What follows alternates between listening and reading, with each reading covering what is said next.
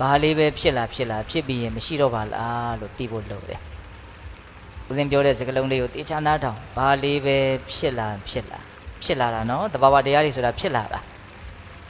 ဘဝဆိုတဲ့စကားလုံးလေးကဖြစ်ခြင်းလို့အကျဉ်းမြင့်အဓိပ္ပာယ်ရတယ်လူတွေကဘဝလို့တော့ပြောနေကြတာဘဝရဲ့အဓိပ္ပာယ်ကိုဘာမှလည်းသိတာမဟုတ်လားဘဝဆိုတာအကျဉ်းမြင့်အဓိပ္ပာယ်ဘယ်လိုရလဲဖြစ်ခြင်းလို့အဓိပ္ပာယ်ရတယ်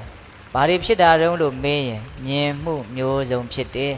ကြားမှုမျိုးစုံဖြစ်တယ်အနံ့ရမှုမျိုးစုံအရာသာသိမှုမျိုးစုံတွေ့ထိမှုမျိုးစုံတွေးကြံမှုမျိုးစုံ